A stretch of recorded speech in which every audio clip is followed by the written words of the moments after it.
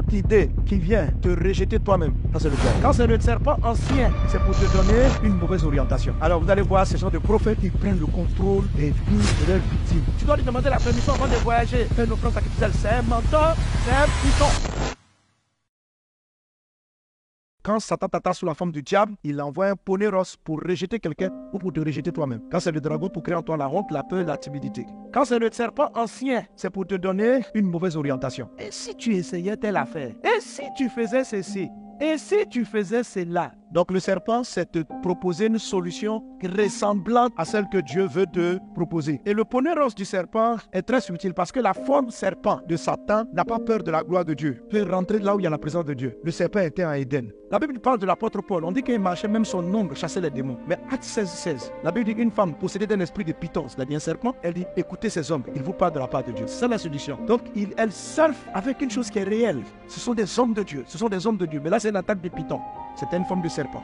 Dans la Bible, on a deux serpents. On a le python, on a la vipère. D'abord, il va te dire des choses avérées. C'est ce qu'elle est en train de faire ici. Paul même sait qu'il est un homme de Dieu. Et puis, le python là vient. Écoutez ces hommes. Ils vous parlent de la part de Dieu. Elle crie. Ces hommes sont des serviteurs du Dieu très haut. Ils vous annoncent la voie du salut. C'est un démon qui dit ça.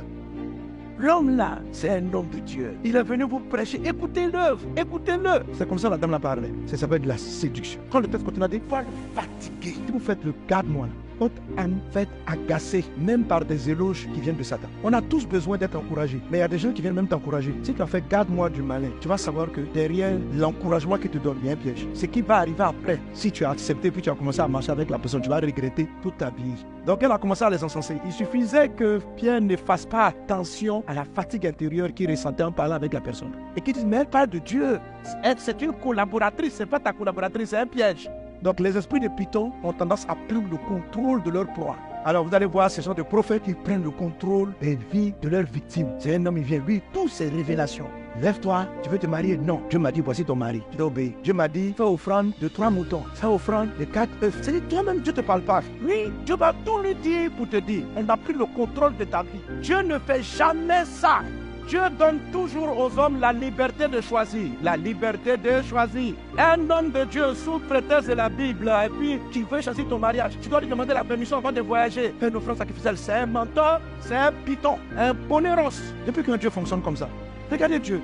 Dieu donne toujours aux gens le choix. Même à Adam, il dit vous avez le choix. Il y a le fruit du mal et le fruit du bien. Choisissez. C'est quel est Dieu qui... On n'a pas le choix. Jésus a dit il y aura de faux prophètes. Il y aura de faux docteurs. Donc ils sont remplis. Arrêtez d'avoir des gens comme ça à votre domicile qui viennent vous dire, toi-même tu n'as même pas la conviction. Il dit vraiment, si tu veux que ton programme marche, oui, tu dois faire une offrande de la moitié du bénéfice ici de cela. Tu mets en danger ta famille, tu ne payes pas ton loyer. Si tu fréquentes ce genre de personnes-là, sur 2-3 ans, tu vas voir si ta vie va progresser, tu n'iras nulle part. Ce sont des esprits qui vous abrutissent. C'est comme si toi-même tu ne sais pas réfléchir quoi. Et puis on te fait faire n'importe quoi. Que si tu bois 3 verres d'eau à minuit 33, tu vas devenir très intelligent. Arrête d'être ponéré par le python. Tous ceux qui m'écoutent, si vous êtes sur des emprises, sortez. Ce genre de personnes qui arrivent dans ta maison, qui vient dire qu'est-ce que vous allez manger. Il vient dire qu'il va rentrer dans votre chambre. Toi, tu n'as pas prévu de chambre. Tu as ta chambre avec tes enfants. Tes enfants n'ont qu'à venir dormir avec toi parce qu'il va faire retraite dans votre chambre. Ce monsieur-là, dis-lui que ton pasteur qu'on avait passé sa nobo dit de ne plus te recevoir dans ma maison. Et voici les versets. C'est un python. Quand une proie a été capturée par un python, elle ne peut plus bouger. Ses mouvements, c'est ce que le python décide de faire. Moi, maman, tu me vois là, j'ai été pythonisé. Si ce n'était pas la grâce de Dieu, parce que tu m'as donné un songe et puis une orientation. Ce qu'on me dit, mon papa est sorcier, ma maman est sorcière, de quitter la maison. Les pythons vont vous séparer de vos gens. Ils vont vous éloigner. Ils vont accuser. Ils vont t'amener à déshonorer ton père. Ils vont t'amener à déshonorer ta mère. La Bible dit que celui qui parle mal de son père et de sa mère, sa lumière va s'éteindre. Ils vont éteindre ta lumière. Même si ton papa est sorcier, c'est quand même de lui que tu es né. C'est ça.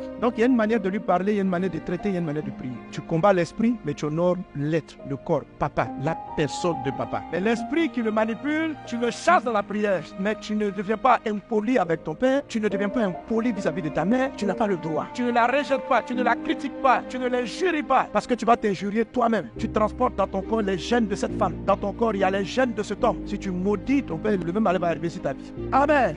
Soyez délivrés des poneros pythonesques. Au nom de Jésus, que le nom du Seigneur soit béni.